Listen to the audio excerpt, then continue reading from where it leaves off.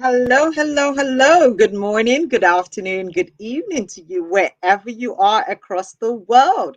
Welcome to Live a Phenomenal Life Show with Madame Merola. And yes, you guessed right, I am Madame Merola, the band creator. Woohoo!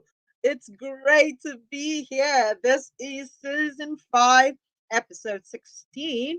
And it's been a long journey, 5 years and counting, of us showing up every Monday, 12 noon GMT plus one time to ensure that you are inspired, empowered, and transformed one show at a time. So it is always a privilege and an honor to be here. So thank you for those of you that are tuning in already. Welcome, welcome, welcome, welcome. So as you join in, don't forget, don't be stingy. Click the share button, whether you're on Facebook or YouTube, so that other people can know that we are live right now. Introduce the show to other people as well, so that they can also get the benefits you've been getting from it. So it is wonderful to be back on another Monday. I hope you guys are doing great. I hope you had a phenomenal weekend and you're ready to learn something new, something great, that's going to just take you to a new level of your way of thinking and living. And I already have my guest in the back studio waiting to come and enlighten us with some of her words of wisdom. Her name is Gbemi Babatunde, and she is joining me to talk about the topic that is scrolling at the bottom of the screen, which is cultivating a solution driven mindset. Yes, I'm sure many of you know about problem solving and stuff, but do you ever think about the fact that rather than being a problem solver, you can elevate and be someone that is a solution driven provider instead? So we're going to kick into that much later, and then you will also be able to share with us some of your thoughts during the show. So if you are on Facebook or on YouTube, just check the comment section or click on the chat box, so that way you are able to share your thoughts, your insights with us, and I will be able to see it and put it up on the screen to engage with you. Yes, because it's not just a solo show. We want you to be part of it. We want to engage with you. We want to ensure that you are getting maximum benefit from today's episode with Gbemi Babatunde of Nicotel Apartments. So once again, my name is Madame Merola. I am the bang creator that ignites the beautiful and bold, audacious, no excuses, God's masterpiece in you. Yes, that's what I do. And that's why I'm always here. So, yay, nice to have you guys here. So, while we're waiting a little bit for other people to log in, I don't like to waste precious minutes. I'm going to ask you to share your one word for the week. So, for those of you that are new to the show, the reason why we share one word for the week is because there is power in focusing on singular activities. And also, when you have a one word that you are able to concentrate on, it will drive all the other things that you do for the week. So I want you to share what your one word is, and that way I can ensure that I share mine with you and we all can stay motivated and be inspired by our one word. So what is my one word for the week? Okay, my one word for the week is differentiate. Okay, so I am a big believer that we are all unique in all that we do, and this week I want to be able to remind myself to stay true to who I am, to also be able to do things in my own authentic style that differentiates me from everybody else in the same sphere of influence, because I don't want to be a copycat.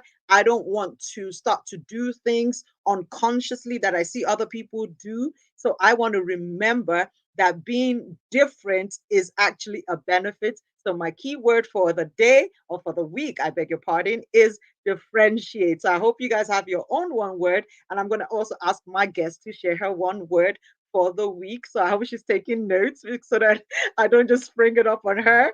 So, one word for the week, y'all. I need to get that. So, if we're ready, let's go. Okay, so let me read the bio of my guest for you guys, and then I will bring her up on stage because she's here. She's ready to rumble. Okay, so Gbemi Babatunde is resilient, looks for opportunities in every challenge, highly resourceful, and has this exceptional gift of finding beauty in ashes. Hence, when she was hit by a crisis, which was when she lost a business she spent 2 years putting together in just 3 months, she was able to diversify into the hospitality industry and set up Nicotel Apartments. She has been able to make lemonades from the lemons COVID-19 threw at her by being part of the team that organized the first online wedding reception in Africa during the 2020 pandemic breakdown, which went viral on TV stations, blogs, and more. It gave her an extra source of income and boosted her business even in lockdown. Before her crisis, she was an interior designer, but today she's not just an interior designer. She's also an award winning hospitality expert at Nicotel Apartment, and she holds people's hands during their waiting season through the CTP Hub and CTP Singles that she set up. She is married with two boys and a girl. Ladies and gentlemen, put your virtual hands together as I bring on stage with me, Gbemi Babatunde. Woohoo! Welcome, sis. Thank you so much. It's such a joy to be here. And you're doing Awesome, an awesome. amazing job. Amazing job. Thank you so much. I appreciate the words of encouragement, and it's so good to have you here. This is her first time on Live a Phenomenal Life Show, so we are going to give her the woohoo! Welcome. Yes, yes, yes. So welcome, baby, to Live a Phenomenal Life Show. It is such a privilege to have you here. So before we get started into all the other things we're going to do, what is your one word of focus for the week, sister? Hit us with it. Resilience. Resilience. I love it. Yes, yes, yes. Who doesn't want to be resilient, especially with all the different things that hit us left, right, and center in the current situations we find ourselves? And it also ties in beautifully with what we're talking about because I believe for you to have a solution driven mindset, you have to be someone who possesses a resilient characteristics. So thank you so much for sharing that one word with us. So for those of you that are just joining, I shared mine. I said it is to differentiate so that I stay true to who I am. I remain an original and I don't try and be another version of anyone else because other people are already taken in their originality. So the best person you can be is to be you. Yes, 100% you unapologetically. So always make sure you stay true to your authenticity and originality because that's what the power and the beauty is at. Okay, so right now we are about to start with the affirmations of the day. So I got the cards out from the Gold Digger box, which is the Speak Affirmation to Yourself. There are 52 cards here. So I'm just going to shuffle them and randomly select 5 cards to read out to you. And then Baby will share her favorite affirmation that she personally speaks to herself before we go into a little bit of her backstory. So are we ready? I am going to select 5 cards randomly. So as you can see, I'm not looking, just picking them and allowing the spirit to just ordain and help us with the cards. So yes, what's the first card? I love it. I have wisdom, knowledge, and understanding beyond my human capacity. I am connected to the source of all creation and I am replenished by his presence. Hallelujah to that. We need to be connected to the source, especially if we want to have a solution driven mindset. He is the giver of all wisdom and all knowledge. So, by staying connected to the source, you can be ensured that you would get the best solutions for everything in life. Second card says, I take risk with ease. I go beyond my comfort zone and stretch towards the higher and better version of myself. I am bodacious. Yes, yes, yes. Woohoo! The next card says, I have a positive attitude about all that concerns me. I make things happen with my go-getter spirit. Can you see how all the cards are aligning with the topic for today? Mm-hmm. You have to be someone who's got a go-getter spirit to be able to be solution driven. All right. Mm-hmm. The fourth card says, I am healthy and I'm whole. I feel energized daily and I nurture my body by making healthy choices. I live a stress free life and adopt a healthy lifestyle. Yes, yes, yes. And I'm going to put a caveat on that. You see, many times when we find ourselves in states of confusion or we have challenges, many of us tend to get stressed out because we're just being too immersed in the problem rather than think that, okay, this challenge is here, no problem. I'm a solution provider. I'm going to beat this and not allow the stress to overwhelm us and put us in an unhealthy state in our mindset, in our mental state, and in our physical state. So, this card actually is perfect because many of us don't understand that being healthy is not just physical, it's also mental, Mm-hmm. it's spiritual, and it's emotional. So that is a fantastic card. And the final one, yes, my favorite one. Oh my God, everybody that knows me knows this is my favorite affirmation. I am equal to all, inferior to none.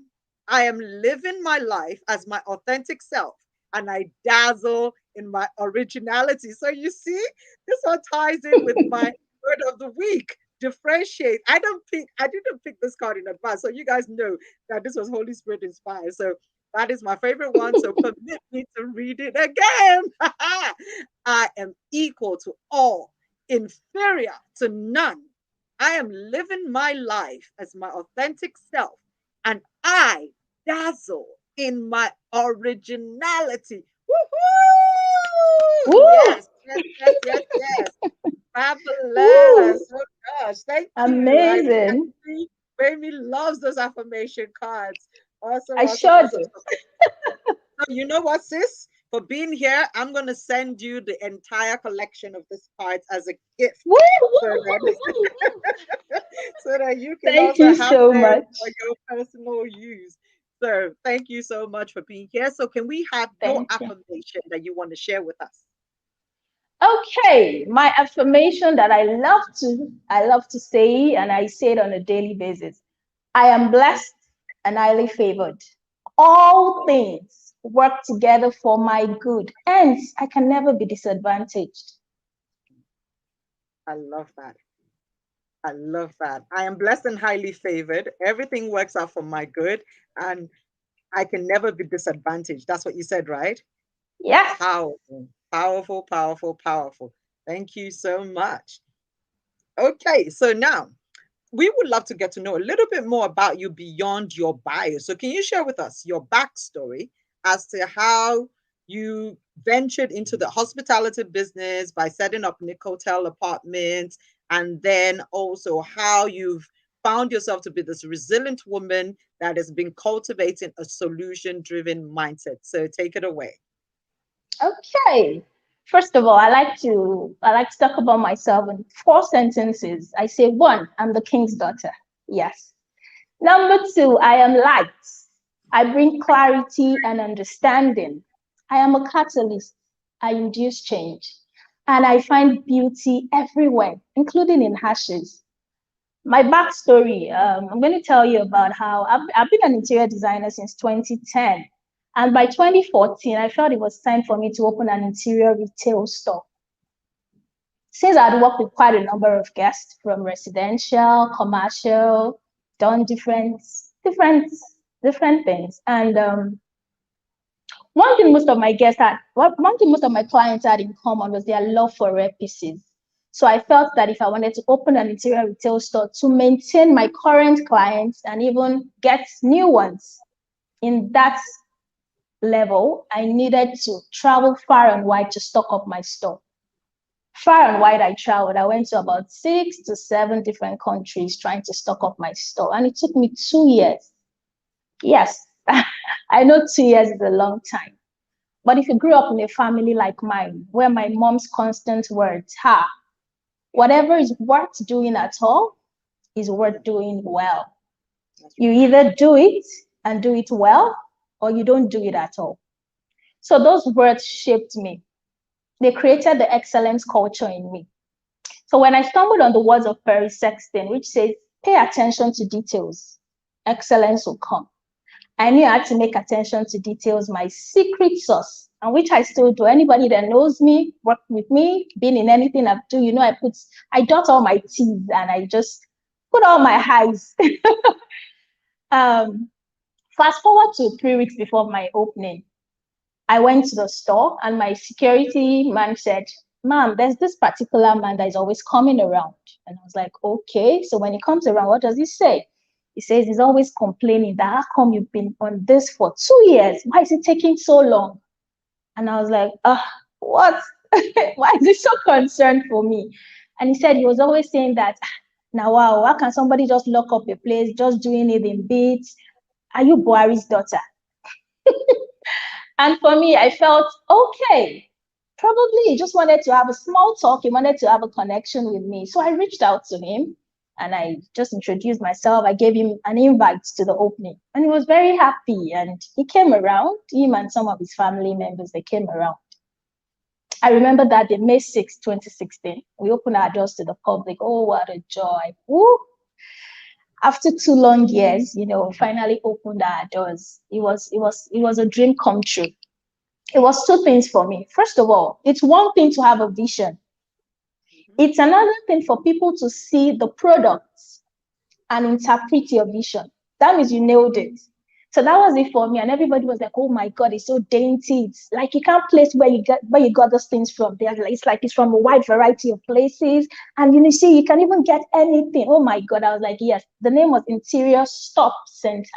So you could get anything from whatever, how little to how big. So it was a very wide variety, a wide range for different people. And I felt like all my dreams had come true. Sort of. I remember 3 months down the line. That day I was just in at home. I just didn't feel like going to the store. I don't know why. On back on hindsight now, I would say probably was a premonition. I just didn't feel like going. I was just in my house and just lazing about. And then by the time I picked up my phone, I saw that my store manager had called me like 10 times. I quickly picked up the phone and called him back. And when I did, he was panicking. And he was like, oh my God, ma'am, we have a truckload of mobile policemen here. They've chased us out, locked up the place and sealed it off. I was like, how? Where? When?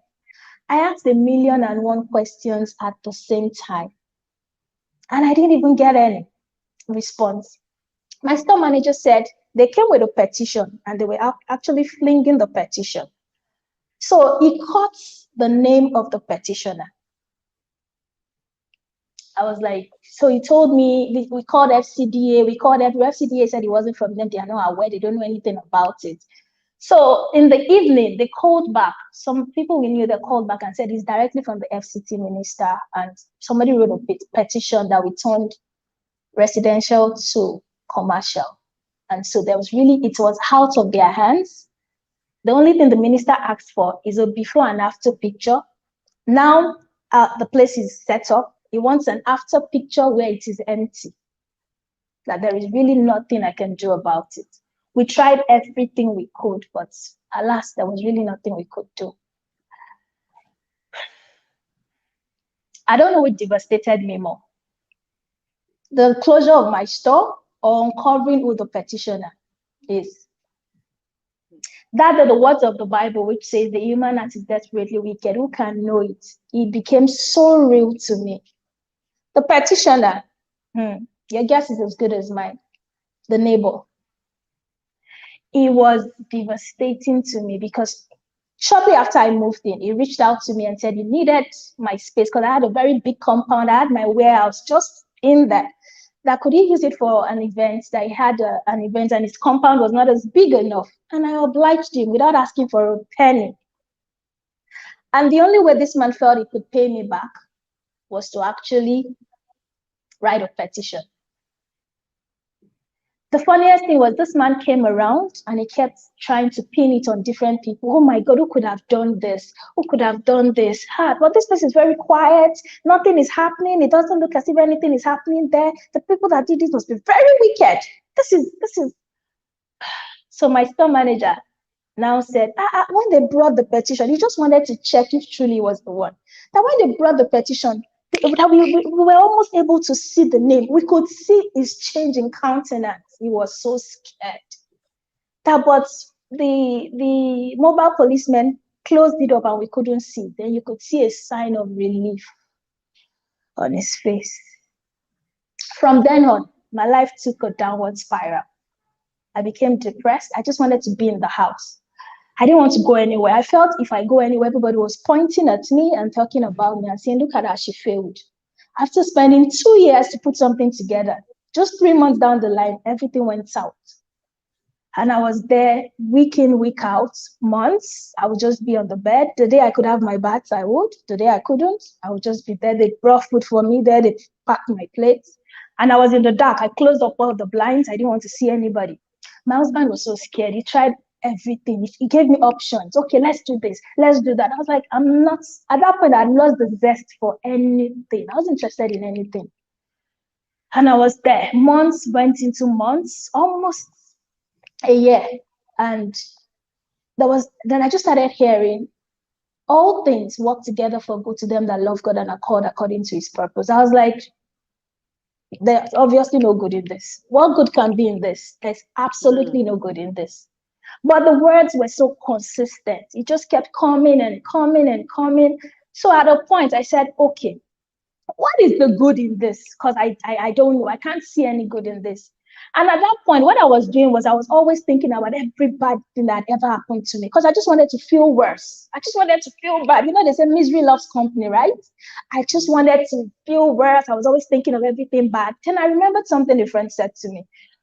She said, oh, Gbemi, you have 2 boys. Are you trying again for a girl? I was like, no, I'm good.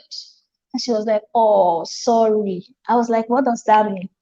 She said, you're never going to feel, that buzz, that joy that mother of the brides feel. It's our thing. You people are just guests. You'll just be a guest at your son's wedding. Wherever the bride's family lives, you have to travel all the way there and perch. That was the word she used. Perch in a hotel close to the venue. And that you're not going to feel like a host. You just feel like a guest. But remembering it at that point in my life, because it was a very low point, it even eats me even more. And I started thinking about it. I said, I failed all around. I failed in business. I've even failed as a mother. Ordinary to have a girl, you can't even, I just kept going on and on. And at that point, I was like, okay, let me start with Abuja. I'm not the only one that feels this way. So that was my light bulb moment. It dropped in my mind that you're not the only one. And I know definitely it was there was Holy Spirit inspired.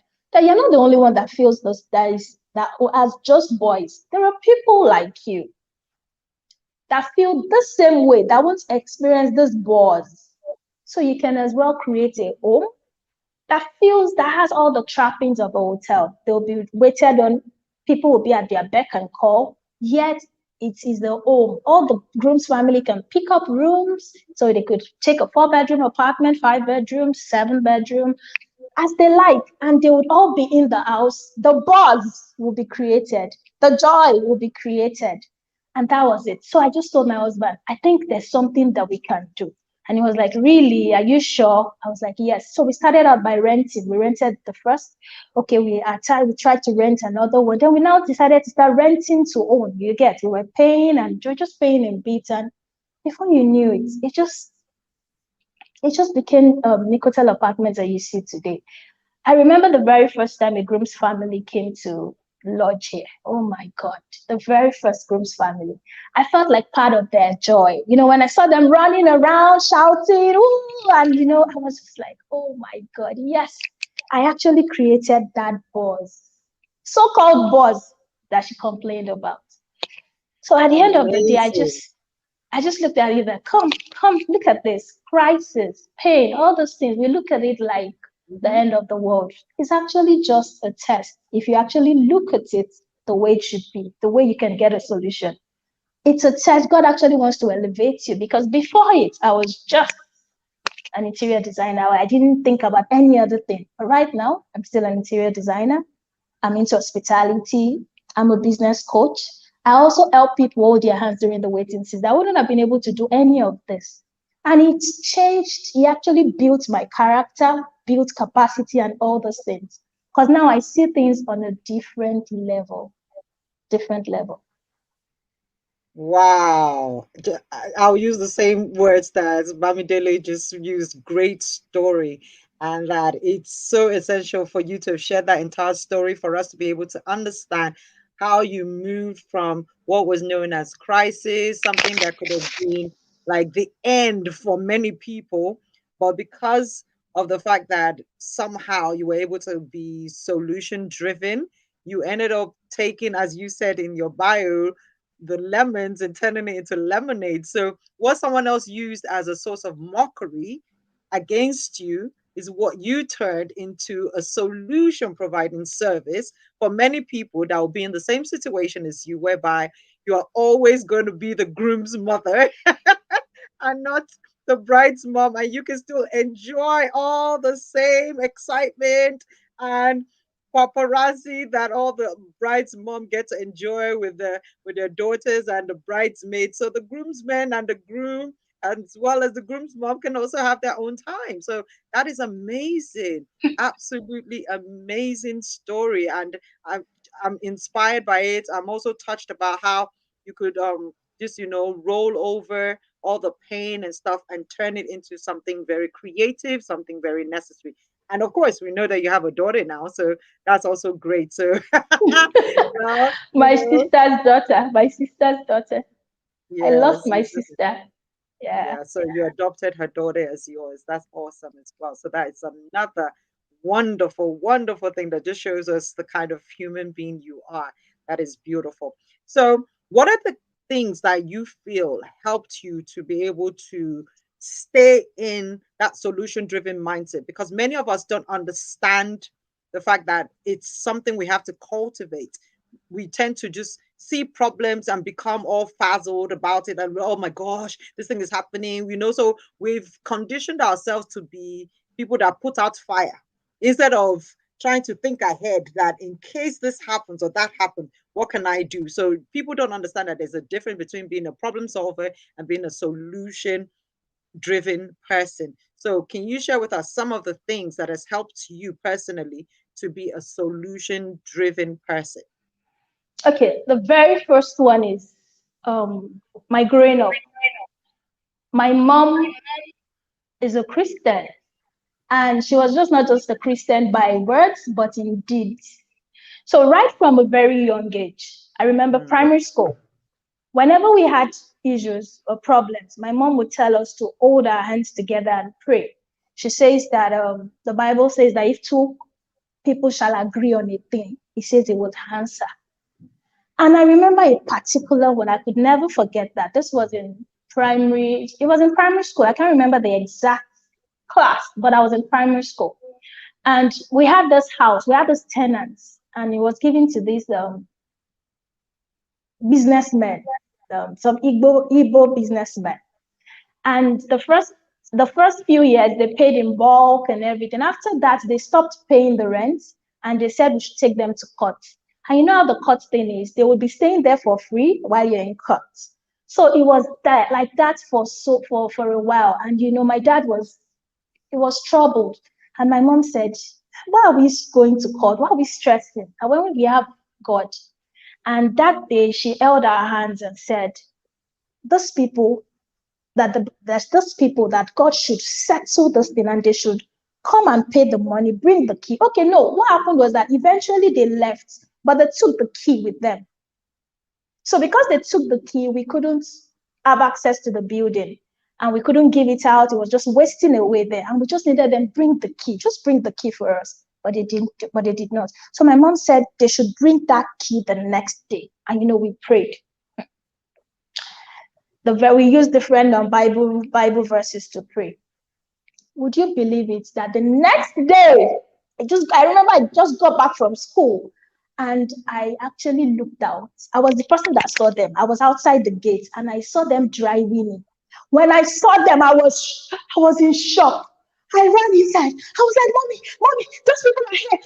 I was like, so is it real? God is real. The Bible is real. My mom said yes. He answers. I was like, okay. And they came in, then they brought the key, and the man said that they couldn't sleep. They were just hearing sounds in their head, and they just had this strong urge that they must come and drop the key. And they now started asking my mom, Madam, please, what did you use? My mom said it's Jesus. Which Jesus? It's not this Jesus all of us call. But they didn't believe it. But actually, that was it. That built my faith right from primary school.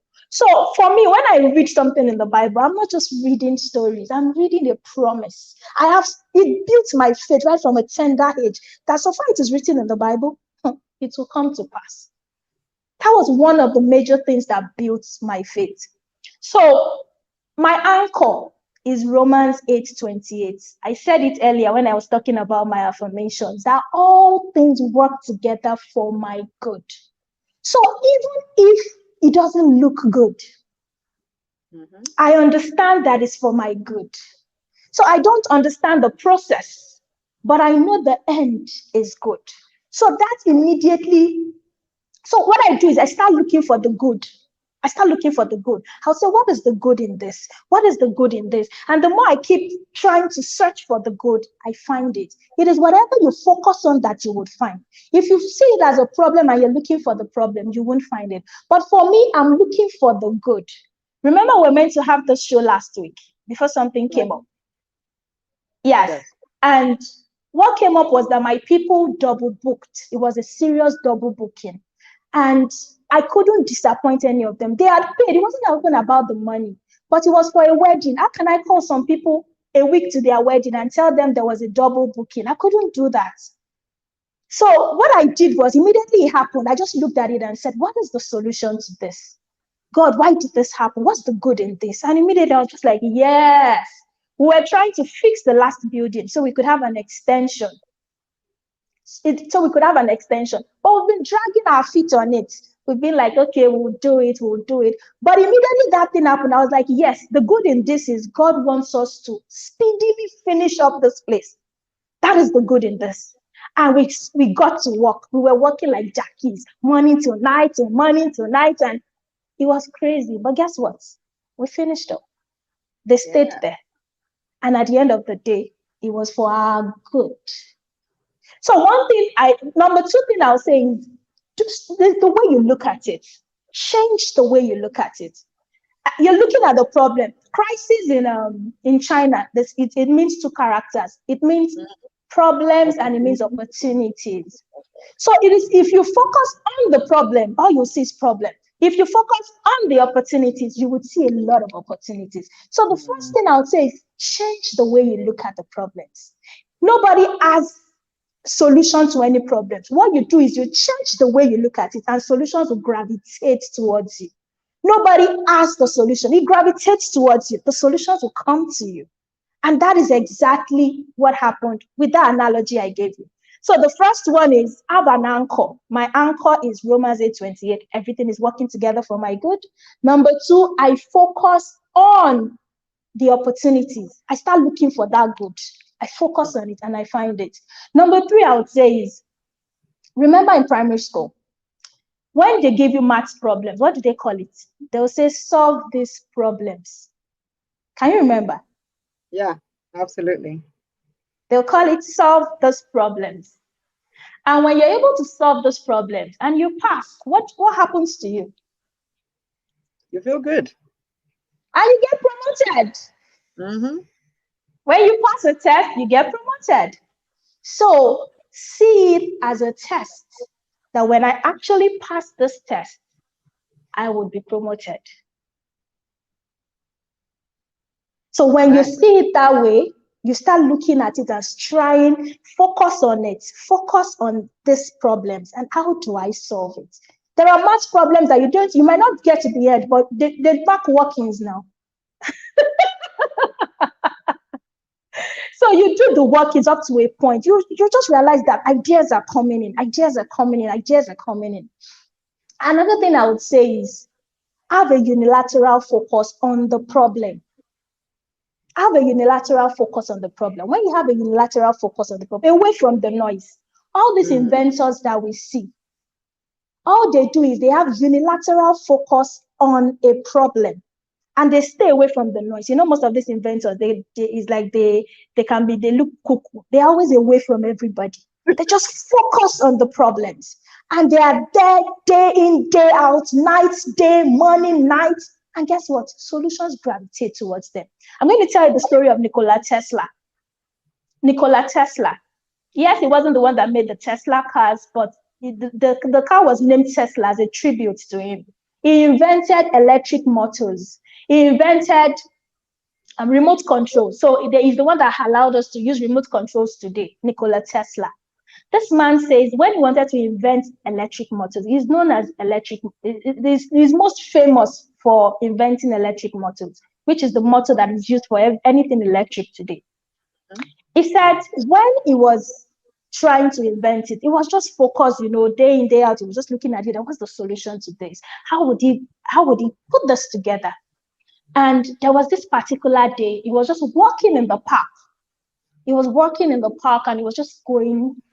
And all of a sudden, he said he saw a flash, like a trance. And he just saw the picture of the electric motor. This is called from a Smithsonian magazine about Nikola Tesla. So you can read it up, it's online. So he just saw this trance and he just saw this electric motor. And what he did was he took a stick and started drawing it in the sands. He drew it in the sands and eventually he got his journal and he drew it. And that is exactly what he invented. So a lot of times we look at these inventors like people, another kind of species. They are just people that know how to make use of their subconscious, focus on what is important, unilateral focus on the problem, away from the noise. And guess what? Ideas will gravitate towards you. Solutions will gravitate towards you. Another one I'm going to say is when it is a global problem, personalize it. If it is a global problem, personalize it as if it happened to just you. What it does is it helps you quit the victim mindset.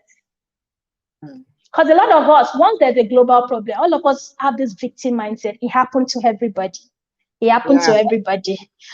Somebody's coming to save us. Somebody's coming to save us. But if you look at it like, it happened to just me and nobody is coming to save me, I need to get myself out of this. You would start thinking in that area and solutions will gravitate towards you. Another thing again is, if it is a personal problem, globalize it. So it could be this or that. If it's a personal problem, globalize it. So don't look at it as an I problem. Look at it as a we problem. Every time you look at it as a we problem, you are able to turn it into a business. So the ideas for business will gravitate towards you because you're looking at it as, what if it happens to? It's not happening to just me. It's happening to quite a number of people, not just me. So the solutions and ideas for business will gravitate towards you. And the very last I'm going to talk about is when the problem eventually arises. When the problem arises, the first thing you should think about is service recovery. Service recovery. What can I do to fix it? What can I do to fix it now? Immediately you have fixed it. At least, what can I do to fix it? To recover the service. Just do something to recover the service. After you've done that, the next thing is, why did it happen? You need to analyze, sit down and think about it. Why did it happen? By the time you are able to list out why it happened, instantly you are able to find out, how do we ensure it doesn't happen again? Yeah. So the next thing is, how do we ensure it doesn't happen again? And immediately you do that, what does it lead you to? It leads you to creating policies. That's how you create policies and say, okay, so that this doesn't happen, we are going to put this in motion. We're going to do this. We're going to do that so that it doesn't happen again. So, you don't do a business and copy somebody's policies and just hook, line, and sinker. You don't do that. It's a personalized thing. It's based on what is happening in your business to your guests, to your clients. And how do I fix it? How do I ensure it doesn't happen again? Okay. Thank you. Awesome. Wow. You shared so many great tips for us to be able to help us to stay in that habit of cultivating a solution-driven mindset And I believe that when you were talking about the fact that, this last point, it also talks about us asking questions. Because Hmm. if you're in an environment when you're working with your team and stuff, you have to give people the opportunity to speak, right? You want to also be able to Definitely. allow them to share their own ideas, because it's in them having that opportunity that you're able to find great ideas that you can implement and also create that solution that other people require.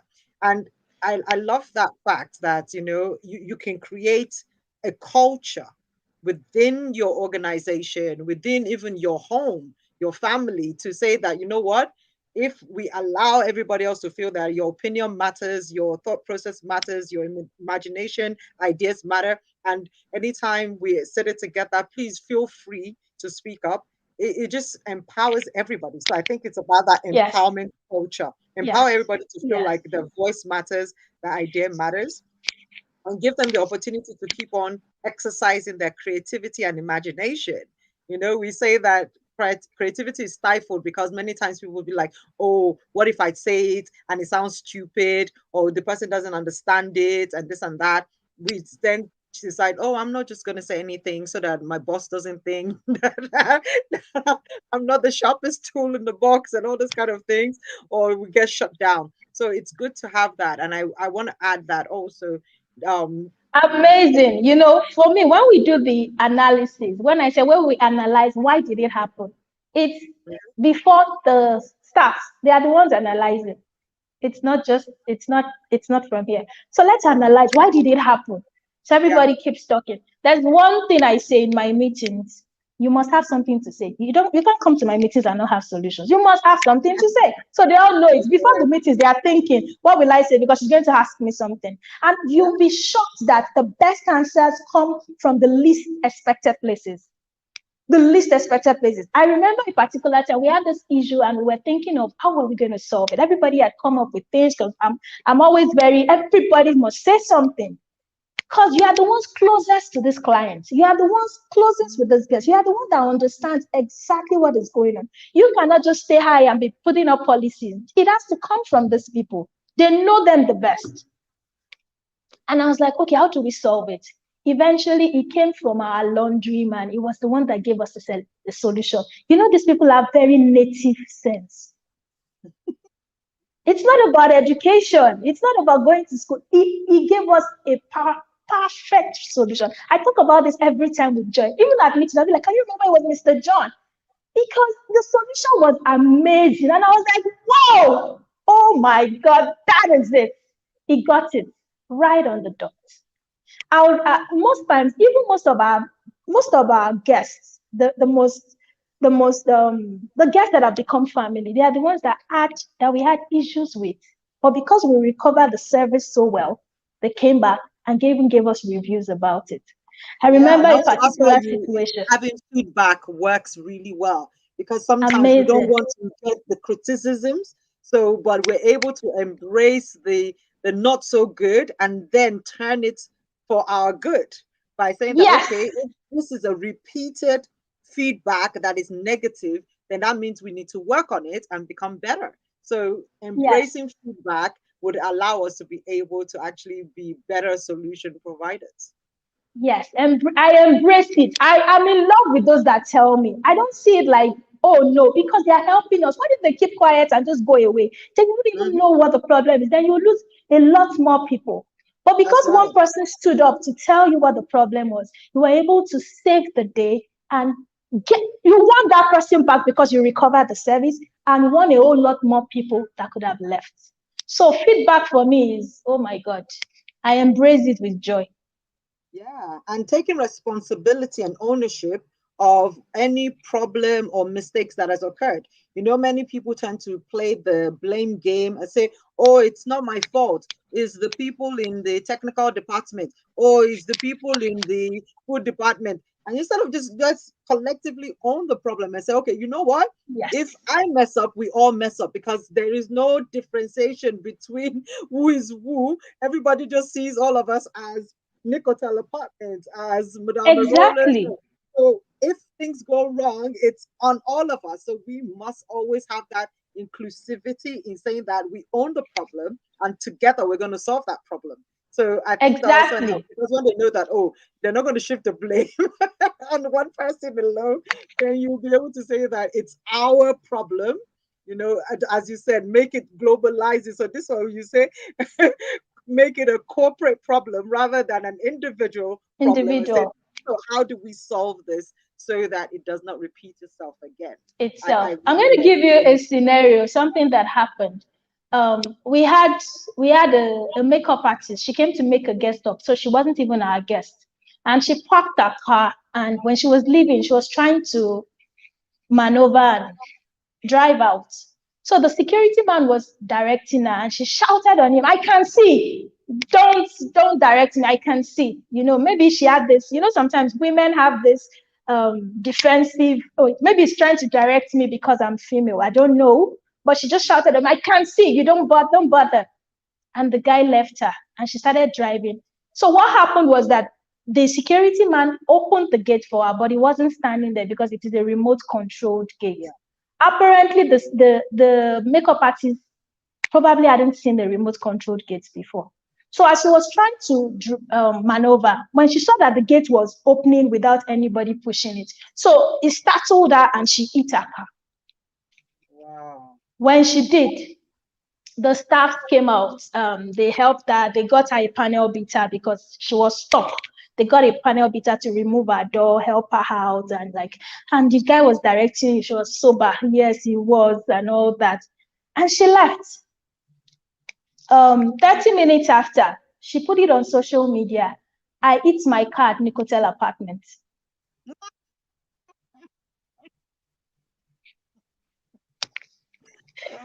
my gosh.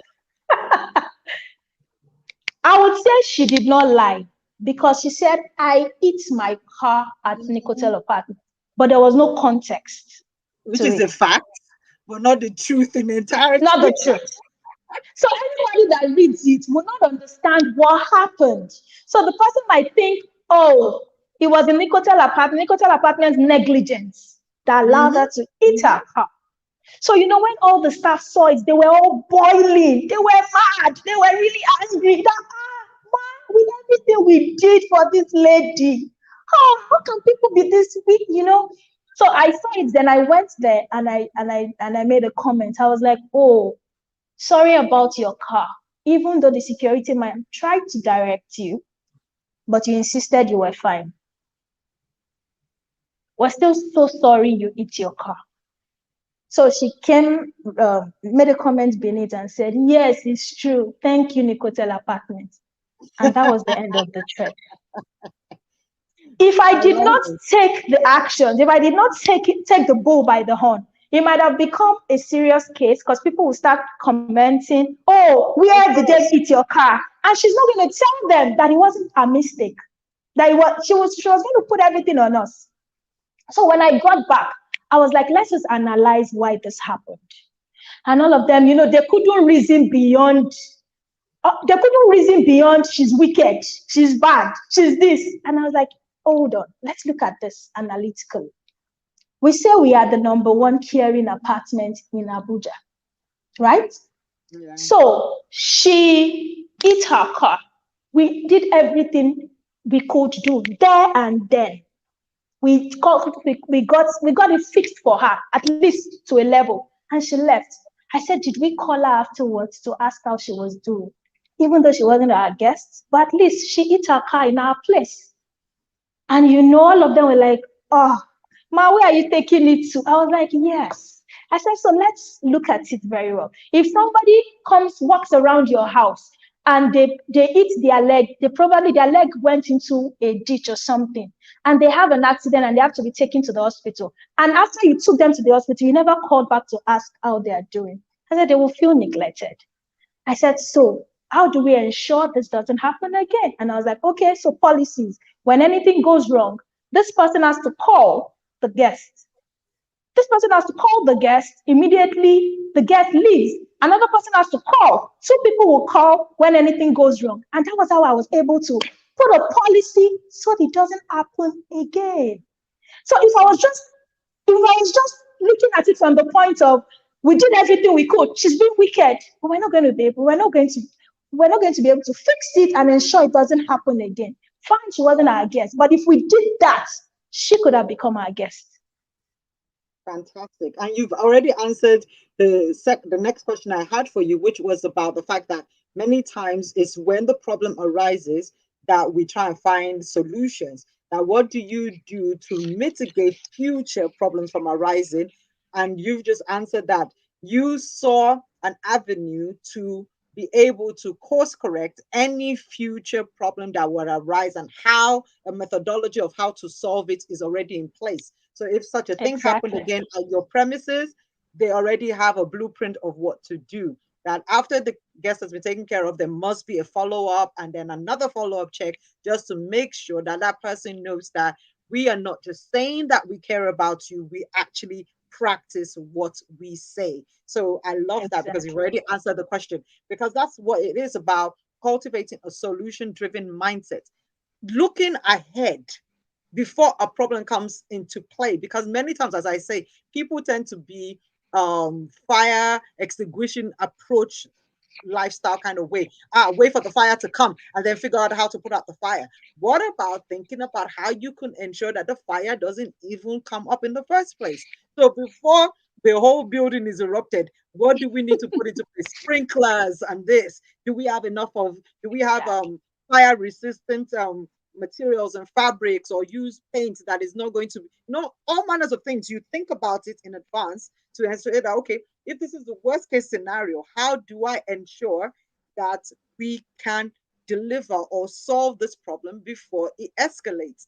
And I think that would help people to be able to just say that, you know what, we need to put processes into play, even if such a thing never happens. It's better to be safe than sorry.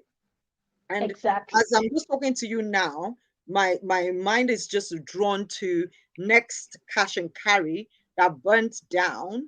And I was Mm, just thinking that, okay, there was a fire truck on the premises, and I'm certain that the reason why the fire truck didn't work when they needed it was because there was no process put in place to say that every 3 months, let us have a fire drill. Let us check that we mm, have, because many times we always tend to say that, oh, we sometimes over spiritualize things too and say that, we're covered. The blood of Jesus covers us. No, this thing cannot happen. That thing cannot happen. So when your car does break down, or your tire busts on the express, or your building goes into flames and stuff, what do you now do when you don't have things in place to be able to solve the problem that is at hand? So that's why I said this fire brigade approach of waiting for the problem to come and then try to find a solution quickly is not always the best way. It's better to get ahead of it, think of all the possible worst case scenarios, and then have a mm. plan to be able to solve it, so that when such things do arise, you are ready. You are already ready. You're not waiting to think about it. You already have the answers in play. So I would like to hear your feedback about that. Exactly. Exactly.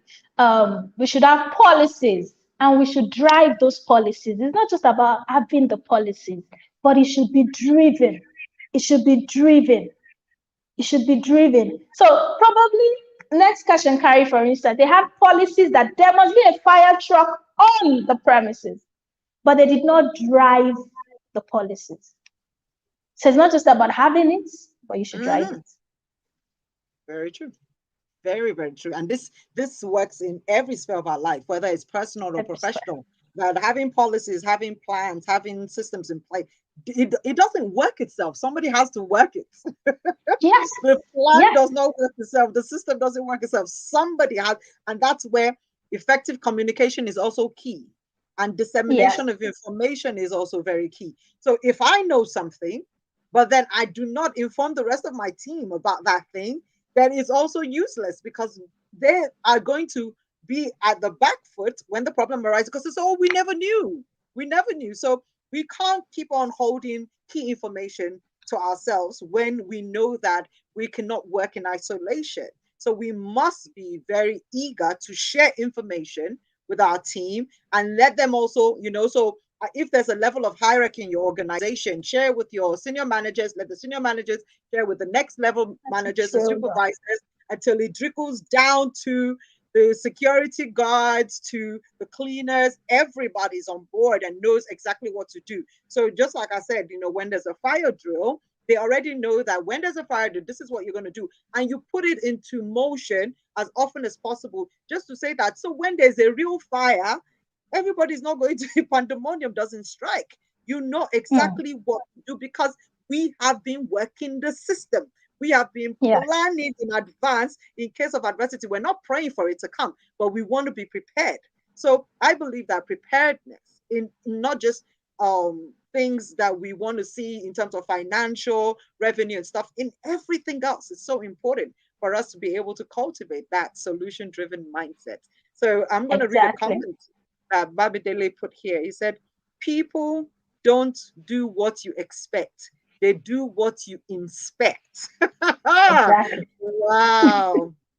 Yeah, because Exactly. so many people are used to being micromanaged. So if they know you're going to check it, then they will do it. But if they know that you're just going to say it and then that's it, then they're just going to be like, I'll do it at my own time. So thank you so much, Bamdele, for sharing this with us. People don't do what you expect, they do what you inspect. Wow. And I'm sure um, that Gbemi definitely agrees with you.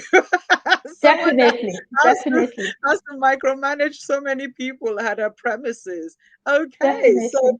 final words for anybody that is watching the show or is going to watch the replay on YouTube and Facebook later. And they're like, okay, so what's all this cultivating a solution driven mindset all about? What would you like to tell them as to why it is beneficial for them to have this type of mindset instead of just a problem solving mindset? Oh, a solution driven mindset is so important because it is like you've just been talking about all through just towards the end. It's so that the problem doesn't arise. How many of us want to be solving problems all through? So the problem doesn't even arise. So if you have a solution driven mindset, immediately there is a problem, you fix, you ensure, you look at it at how do we ensure it doesn't happen again. So you create policies that is in place so that in case they see anything that looks like this, they know what to do, they know what to expect.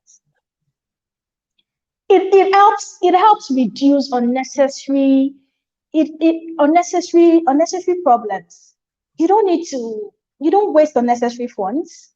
It That's right. cuts You don't waste funds. You don't talk too much. Yes. It's like having structure in your business. What does it do? It reduces yelling. It reduces unnecessary troubles. Things will run automated. Yes, in an automation. It's like an automation. It just runs without you. You're there, you're not there. They're able to mitigate against problems. So what does it do? You mitigate against problems. We don't want to start running around when there's a problem, but we need to set policies in place and drive it so that the problems don't come. And even if the problems come, they nip it in the bud before it becomes very big. I So if you have love a that. solution driven mindset, you nip it in the bud before the problem escalates. Most problems that we see, or a lot of back and forth on social media, is because of little problems that were not nipped in the bud. Absolutely. I love that. I love what you just said. And I'm going to use a simple analogy just to be able to buttress what Bemi just shared. So we know how when there's just a tiny little crack in the pavement that you drive through every single time, and then you neglect that little tiny crack, saying that, oh, it's tiny, it's not a big deal right now. And then a few weeks later, because of the wear and tear, and people are still going right over the pavement, it's no more tiny, it's expanded a bit more. And then you still neglect it, and then you wait again. And then few months down the line, it has become a huge hole in the center of your driveway because of the fact that when it was tiny and you could nip it in the bud by solving that tiny crack with the littlest amount of time and resources, you decided not to have a maintenance culture. You overlooked it and walked away. until it became a huge pothole that was now life threatening. Then you're now running helter skelter. Oh, how much do we need? Who's going to do it? So you end up saving yourself a lot of time. You save yourself a lot of resources. You save yourself a lot of heartaches if only you can be someone that has this mindset of maintenance as well. Everything in life requires maintenance. You, as a human being, require maintenance. You require upgrades. Your phones, the reason why you're enjoying them is because somebody is taking time to create upgrade software for you to enjoy better features. Whatever you do in life, don't be stagnant. Don't say, oh, we are providing excellent service right now, so I want to stay where I am. No, you need to be able to say that, oh, we're doing great now, but we can do better. Let's raise the bar. Let's look at things that we can bring about that can be something that is an added on service or solution to the people around us. So it is important that you don't forget that. Otherwise, it's going to be a challenge for you in the future that you could have nipped in the bud, if I use Gbemi's words. Wow, wow, wow, wow, wow. We've had an excellent time so far talking about cultivating a solution driven mindset. So, for those of you that this is your first time that you've ever heard Gbemi Babatunde speak or listen to her about anything that she has in her head, I would love to give her an opportunity to talk to you about a program that she has, that in case you want to be able to work with her one on one. So while she's speaking, I will put her Instagram handle on the screen so that you can reach out to her. So, Jamie, talk about your programs or your coaching packages that you have available. Okay, thank you so much. So what I do basically, which was an instruction from God, is I hold people's hands during their waiting season. A lot of people, what they do during their waiting season is they become depressed, dejected, and they feel like it's the end of the world. But what I need you to understand is that everything you're waiting for is also waiting for you, but it is waiting for an updated version of you.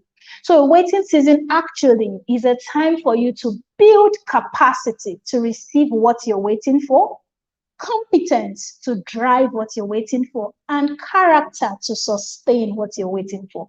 So, actually, the time of waiting is a time of learning, building, instead of complaining and struggling. A lot of complaints, what it does is it elongates your waiting season. So, what I do is I hold people's hand through the season of their lives. I have the one for singles, it's called CTP Singles, and I have the one for women, CTP Hub. And that's basically just what I do. One thing I want to add again, for people struggling right now in their lives, probably your personal life or your professional life, one thing I need you to understand is that your input determines your output. So if you don't like your output, change your inputs. Remember, when you're printing a document and the document is printed and you see mistakes in the document, what do? You go back to the system and change the problem. You edit it, and by the time you reprint, what do you get? You get well a well edited document. There's no error in it any longer. That's the same thing for human beings. You don't like your output, you change your input. Right now, what you need to do is even analyze that. Why is my output like this? So analyze your habits, your daily habits. You'd realize that your output is not jazz. Nobody's jazzing you up. It's exactly your input is directly proportional to your output. You don't like your output, change your input. Another thing again I want to say is, for professionals, business people, and even individuals, understand the auxiliary law.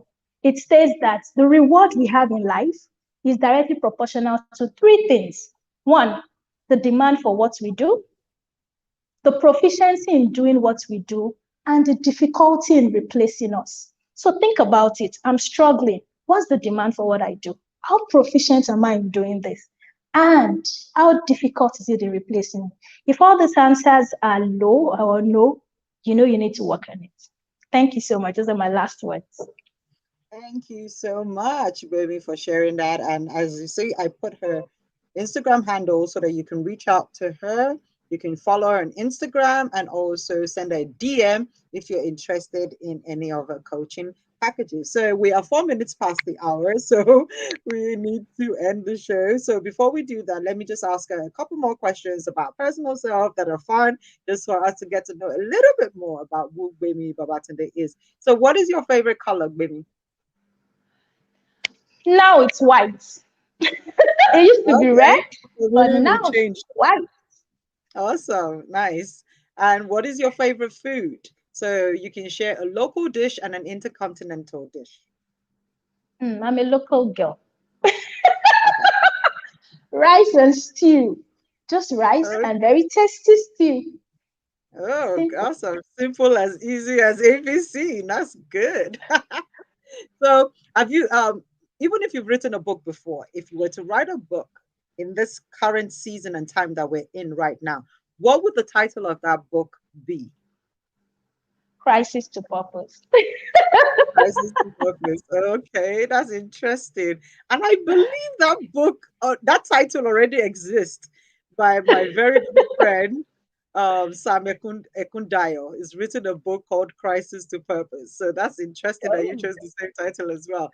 You know, it's always fun to just Google titles of books and see that people have written like 10, 11 different people have written with the same title, but then the content is so different. So I would love to read your own version of that book when you do decide to launch it.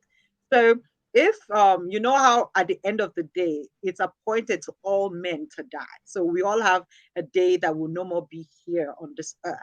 So what would your legacy statement be if you can be the one in charge of it to say, this is what I want you I want people to remember about me. What is your legacy statement? Hmm. Somebody is saying right here that we have to interview your husband too. Okay. Okay. You know, it's my husband. Yes, I guess it is. Okay. So my legacy statement would be she lived, she loved, and she impacted. Simple and straightforward. I love that. She lived, she loved, and she impacted.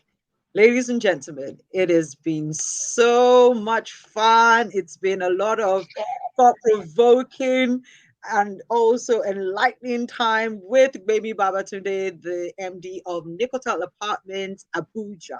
We've been talking about cultivating a solution driven mindset, and I believe that she has packed a lot of value for us to be able to rewatch this and also maybe even play this in your office with the rest of your team for them to be able to understand that it does pay for us to have a solution driven mindset.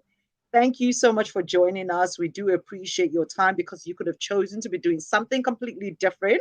And we also understand for those of you that are watching the replay that you couldn't be with us live, but taking out the time to watch the replay, we appreciate you and value you. My name is Madame Merola. I'm the host of this show, Live a Phenomenal Life Show with Madame Merola, that airs every Monday, 12 noon GMT plus one time, unless there is a need for us to shift it.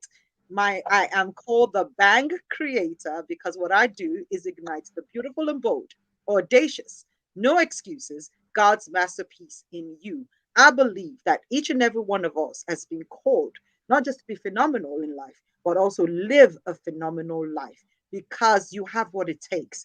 God has already created you with the wherewithal, with the tools that you need within you. All you need to do is to dig deep and to start to live your God ordained legacy and dreams. And you will start to find that you are truly living the life you've been called to.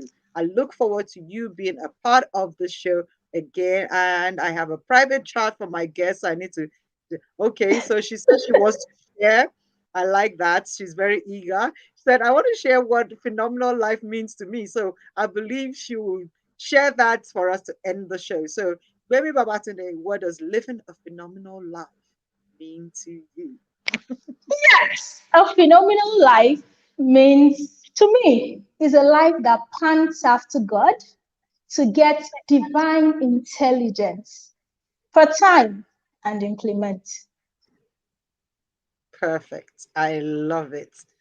But is to get the divine plan per time because there is a time and season for everything. And when God says pivot or move, get ready to move and pivot because you can never make a mistake if you are aligned with God's plan for your life, because that would always be a phenomenal life lived. Thank you so much, baby Baba, today. We appreciate you for being an amazing guest. And to all our viewers, Bamidele Femi Mobolaji, that is still on Facebook with us, thank you so much. Special shout out to you because you're such a busy man. So I understand that this is truly a privilege to have you here for the entire period. For all the other people that I can't see your name on the screen, but I know you're here with us, thank you for taking time out and wishing you the very best of the rest of your day. And make sure you stay resilient and you also remember to differentiate and be uniquely you.